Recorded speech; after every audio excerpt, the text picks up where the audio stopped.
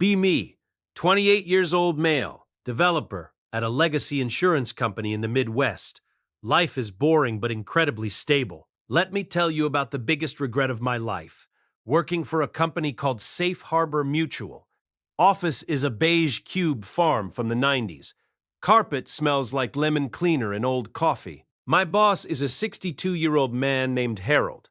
Harold is the definition of a boomer, in the best way. Wears sweater vests and orthopedic New Balance sneakers. Asks me every Monday how my weekend was, and actually listens. The work is maintaining legacy code, Java 7, sometimes even ancient COBOL. It's not sexy. It's not changing the world. But the paycheck hits direct deposit every 2 weeks, like clockwork, 9 a.m. to 5 p.m. strictly.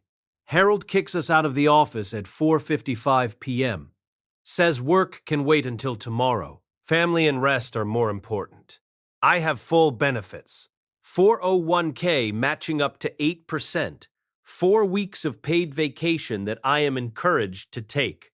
I own a nice house in the suburbs. Mortgage is affordable. Drive a 2018 Honda Accord. Reliable. Boring.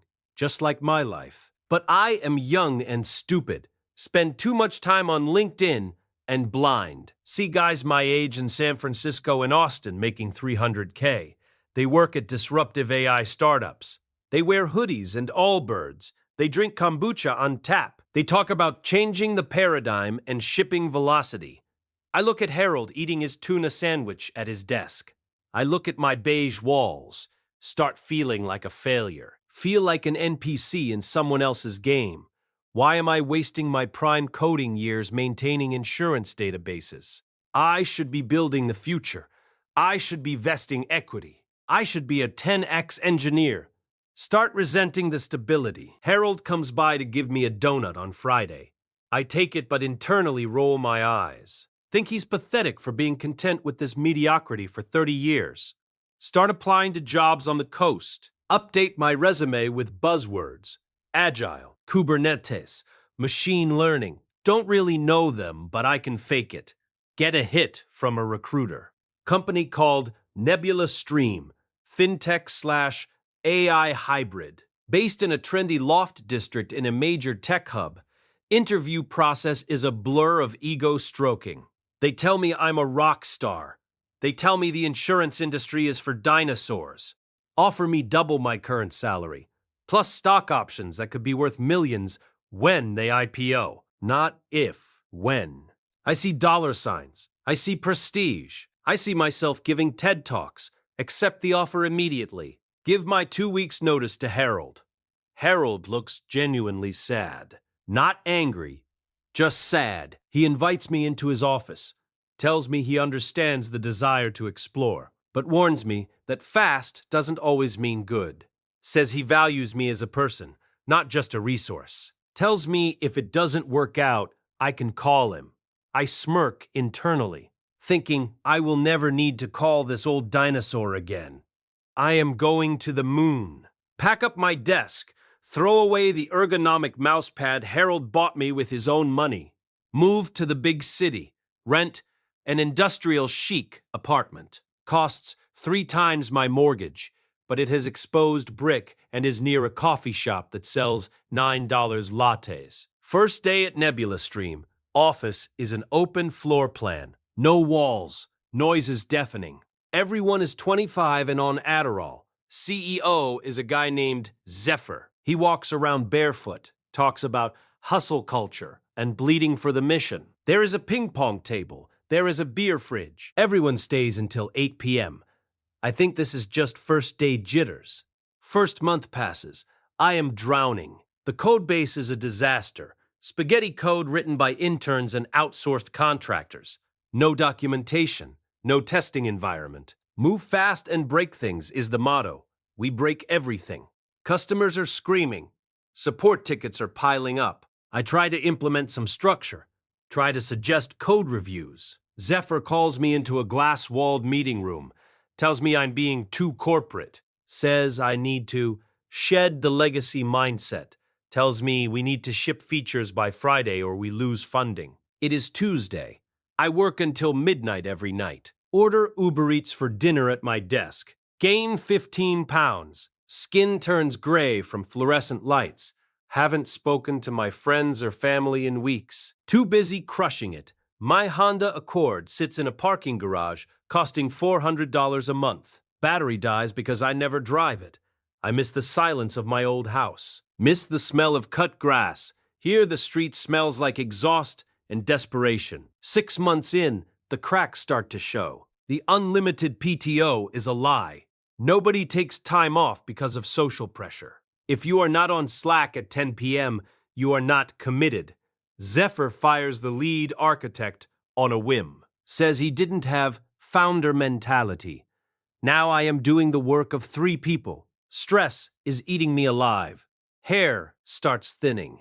Develop a twitch in my left eye. Start drinking the free beer at 2 p.m. just to cope. Check my bank account.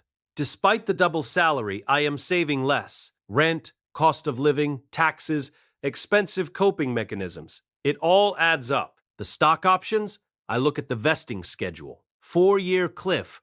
Company is burning cash like a furnace. Rumors of a down round. I remember Harold. Remember 4:55 p.m. Remember him asking about my weekend. Zephyr doesn't know my last name. Zephyr calls me Dev, 4 inches in meetings. One Tuesday, a major server crash happens. Database corruption. It's 3 a.m. I am on a Zoom call with 12 panicked 20-somethings. Zephyr is screaming, literally screaming, blaming us for his lack of vision, threatening to fire everyone. I look at my reflection in the monitor. I look 40. I am miserable. I realize the boring insurance data was beautiful. It was structured. It made sense. It didn't wake me up at 3 a.m. I fixed the bug. Sun comes up. No, thank you. Just a message on Slack. Don't let it happen again. I crash on my expensive mattress. Dream of spreadsheets. A week later, I see a post on LinkedIn. It's Harold. He's retiring. There's a picture of the team having a cake for him. Everyone looks happy, relaxed. They hired my replacement, some kid fresh out of college. He looks healthy. He looks like I used to look. I feel a pit in my stomach, a mix of jealousy and grief. I comment, "Congrats, Harold," on the post. He doesn't reply. Probably out fishing, enjoying his pension, the pension I walked away from. Nebula Stream starts missing payroll. Just a banking glitch, Zephyr says. We are disrupting the banking system, so naturally they hate us. Copium levels are critical. My rent is due. Landlord doesn't accept equity as payment. I dip into my savings, the savings I built while working for Harold. Suddenly, the beer fridge is empty. The kombucha tap runs dry. The snacks disappear. The cleaning crew stops coming. Trash piles up in the ideation zones. The vibe shifts from Silicon Valley to Lord of the Flies. Coworkers start stabbing each other in the back, trying to survive the inevitable layoff. I am burned out. Can't write a line of code without shaking. Anxiety attacks in the bathroom are my new routine.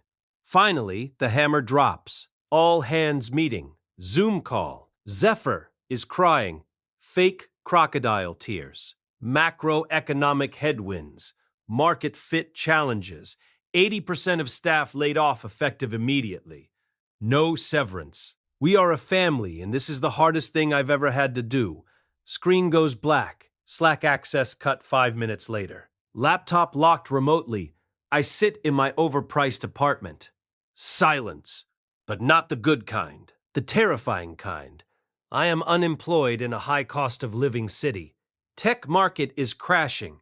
Nobody is hiring. Everyone is doing layoffs. My agile and Kubernetes buzzwords are now commodities. Every resume looks the same.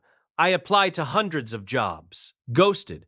Rejection emails. Thank you for your interest. I burn through my savings. Have to break my lease. Move into a dingy studio in a bad part of town. Sell the Honda Accord. Take the bus. Eat ramen. Not the trendy kind. The 25-cent kind. I think about calling Harold. Maybe he has some consulting work? Maybe he knows someone? I dial his number. It goes to voicemail. Hi, this is Harold. I am currently fishing in Montana. Leave a message. I hang up. Can't bring myself to do it. Can't admit I was wrong. Shame is a heavy blanket. I look at my code.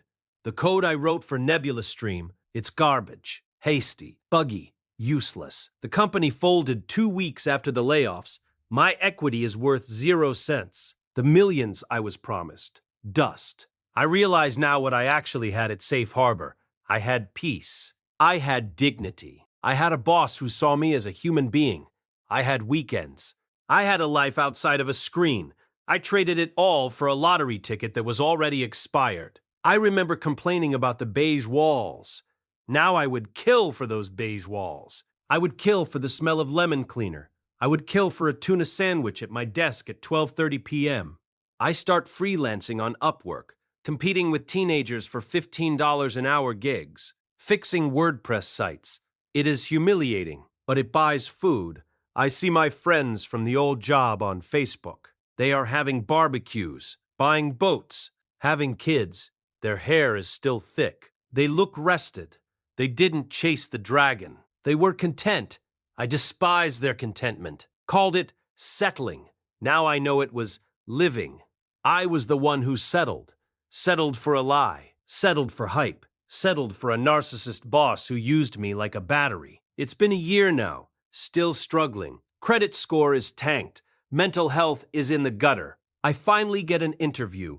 A local logistics company. Warehouse management software. Boring. Stable. The office is gray. The hiring manager is a guy named Bob. He looks like Harold. He asks me why I left the startup world. I look him in the eye. I realized I value stability and long-term commitment.